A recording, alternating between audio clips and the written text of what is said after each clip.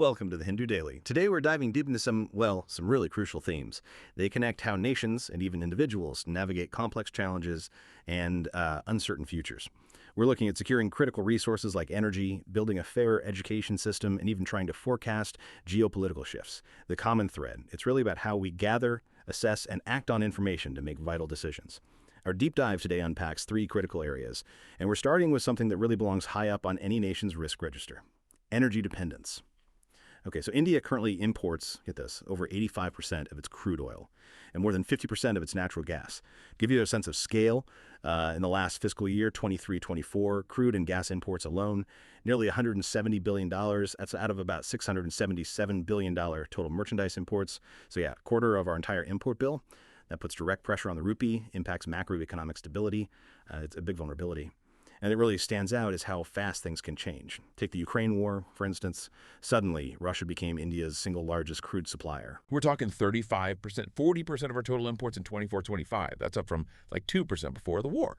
Now, sure, those discounted barrels offered some temporary relief, but it really underscores the risk, doesn't it? Relying too heavily on, well, any single partner or region. Absolutely. And what's particularly insightful, I think, is how the article frames this concept of energy sovereignty.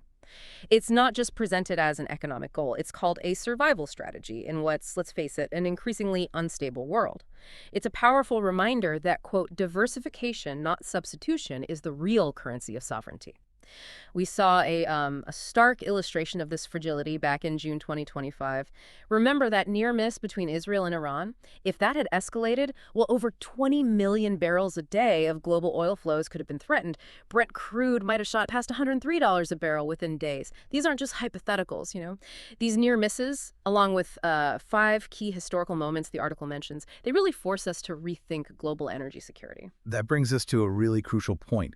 These 5 flashpoints you mentioned, they forced major pivots, right? Like the 1973 oil embargo, prices quadrupled almost overnight. Right, and that led directly to countries setting up strategic petroleum reserves, a huge shift. Then, fast forward to 2022, the Russia-Ukraine war. Europe's reliance on Russian gas just ended, abruptly. Led to record prices, and even surprisingly, a bit of a coal revival in some places. Yeah, a short-term necessary evil for some. And perhaps most crucially for this future grid discussion, that 2025 Iberian Peninsula blackout, Spain and Portugal, a massive grid collapse. Why? Over-reliance on intermittent renewables, wind, and solar. Without enough dispatchable backup. Exactly. Power you can turn on when you need it. It just showed the real dangers of phasing out conventional power too quickly. Precisely. And you can add Fukushima in 2011, which shook confidence in nuclear globally, and the Texas freeze in 2021. Extreme cold knocked out wind turbines, froze gas lines, and exposed systems built maybe more for cost efficiency than, true resilience against extremes. All these events drive home this lesson of energy realism. It's about understanding transitions or pathways, complex ones, not simple switches. Okay, so energy realism is the guiding principle. Right. And the good news, the article suggests, is that India has this opportunity to pivot by foresight, learning from these global events rather than being forced into it by a crisis. So if that's the goal, foresight, realism, what does that actually look like on the ground for India? What are the concrete strategies proposed? Well, the deep dive lays out 5 foundational pillars for what it calls India's energy sovereignty doctrine, basically securing energy without fear or favor. First is coal gasification. Now, India has a massive coal reserves, right? 150 billion tons. New tech helps overcome the high ash content problem, letting us produce syngas, methanol, even hydrogen from domestic coal. It needs focused R&D and investment, especially for India's specific coal types, but the potential for domestic production is huge. Okay, so leveraging existing resources with new tech. What's pillar number 2? Second is biofuels. We've already seen some success here with ethanol blending. It's cut crude imports and significantly transferred over, I think the figure was 92,000 crore, about $11 billion directly to farmers. And then there's the SATAT scheme, Sustainable Alternative Towards Affordable Transportation. It creates compressed biogas. But the byproduct is also key: biomanure, rich in organic carbon. This could be vital for restoring degraded soils, especially in North India. Right, where organic carbon levels have dropped alarmingly. Critically low, from a healthy 2.5% down to just 0.5% in some areas. So biofuels have this dual benefit. Makes sense. What's the third pillar? Third, nuclear power. The article argues for reviving the thorium roadmap, something India has long considered, and also localizing small modular reactor or SMR technologies. Our current nuclear footprint is quite stagnant, around 8.8 gigawatts. Nuclear offers that crucial zero-carbon baseload power, essential for grid stability when you have lots of renewables. Okay. Coal, biofuels, nuclear. What's number 4? Fourth is green hydrogen. India has a big target, 5 million metric tons a year by 2030. But crucially, this needs to be matched by localized electrolyzer manufacturing and storage solutions to achieve what the article calls sovereign hydrogen. This could power heavy industry, transport, a major clean fuel source produced domestically. And the final pillar. And fifth, pumped hydro storage. Using India's geography, its hills and valleys, this is proven, durable tech. It's essential for balancing the grid, storing excess renewable energy, and it provides inertia, that physical stability that spinning generators and conventional plants offer, which is missing from wind and solar electronically connected grids. That's a really comprehensive strategy, blending old and new. And you said India is already making shifts. Yeah, the piece points out that India has already deliberately reduced crude sourcing from West Asia. It was over 60%, now it's below 45%. So that's evidence of strategic diversification already happening. Exactly. It's not just talk. But look, achieving all three goals, uninterrupted, affordable, and indigenous energy simultaneously, that's the challenge. It feels like a monumental task, especially with the global energy scene always changing. What are the main hurdles? Well, the core challenge highlighted is balancing ambition with that realism we talked about. Each pillar needs time, significant upfront investment, and, political will to stick with these long-term projects, especially when, say, imported energy looks cheaper in the short term due to price dips. Right, the temptation of short-term savings versus long-term security. Precisely. But the core message is powerful. Tomorrow's most precious resource is not oil. It is uninterrupted, affordable, and indigenous energy. The future belongs to nations that can manage that. A powerful conclusion for energy security. Okay, let's pivot now from national security to, national well-being, focusing on the intense pressure within India's education system. Every year, we see nearly 7 million students, 70 lakh, competing for undergraduate seats. Exams like JEE for engineering, NEET for medicine, CHUET for central universities. Just look at the JEE for the IELTS, 1.5 million aspirants for just over 18,000 seats. The odds are incredibly steep. Astronomical, really. And this intense competition has fueled, a massive coaching industry. Centers charging huge fees, 6-7 lakh, that's around 7,000, 8,000 US dollars for 2 years of prep. You have kids as young as 14, sacrificing everything, sports, hobbies, just being kids for these grueling routines. They're tackling problems from hyper-specialized books like Iridov and Krotov, often way beyond what's needed for an actual B.Tech degree.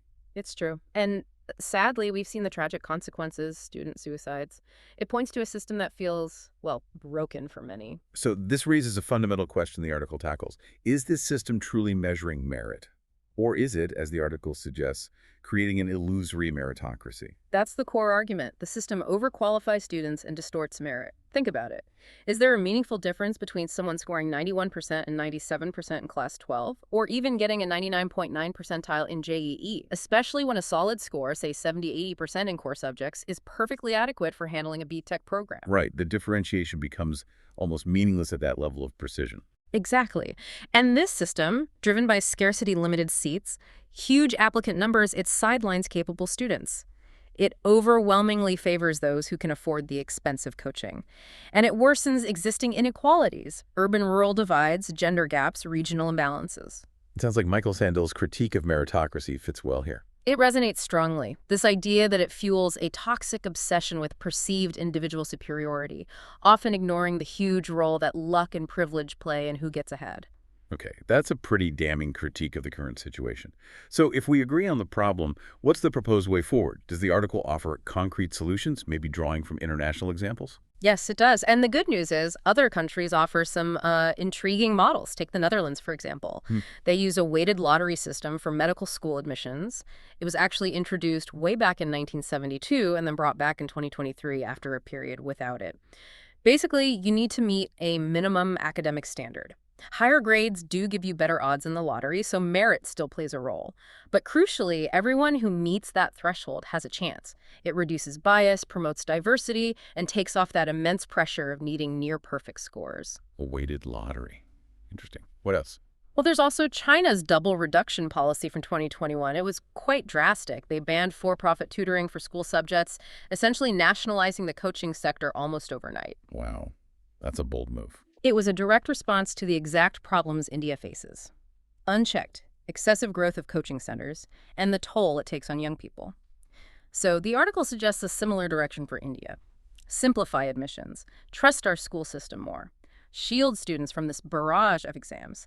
The argument is that the Class 12 board exams, which are already rigorous, are often perfectly adequate to gauge if someone's ready for a B.Tech program. So the specific proposal is ditch the hyper-competitive entrance exam. Essentially, yes. Instead, set a reasonable threshold. Let's say, hypothetically, 80% in physics, chemistry, and maths for engineering eligibility. Okay.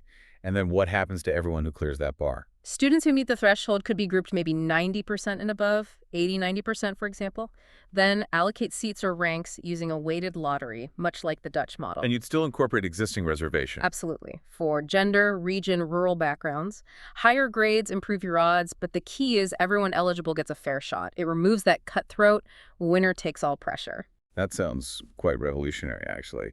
What would be the broader societal benefits if such a system were implemented?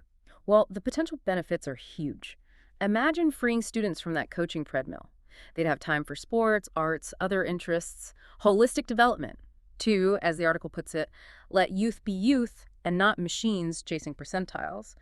It would also democratize access, reduce the massive financial barrier of coaching, give every qualified student, regardless of their family's wealth or connections, a much fairer chance at getting into top institutions. The choice seems stark. It is.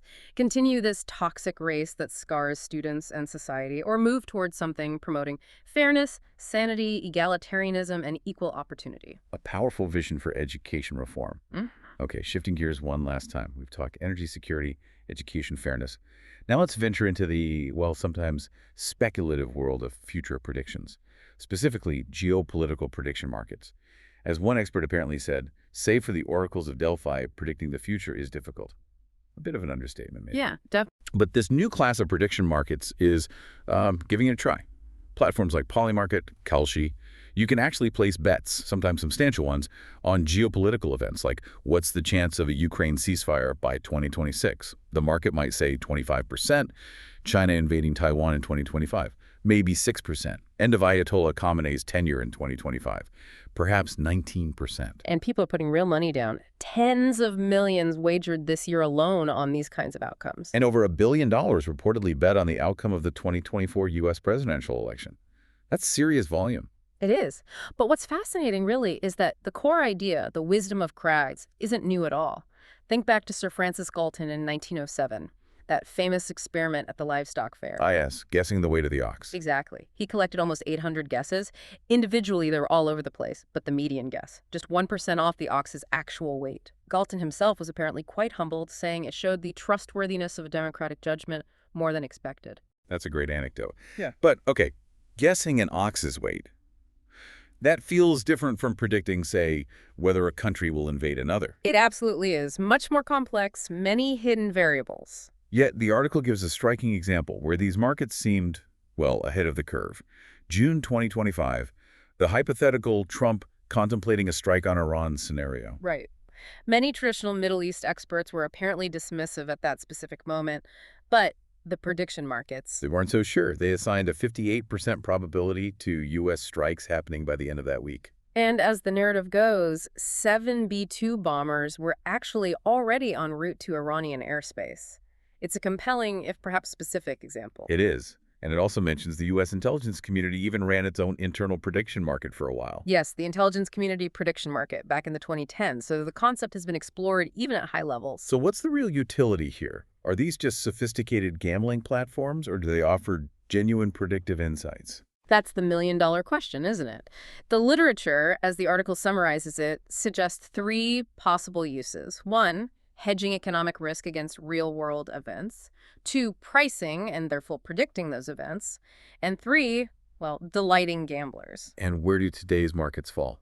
The article argues they mostly fail on the first point. Insurance markets are better for hedging specific risks. They've definitely, quote, hit it out of the park on the third. Gambling interest is high.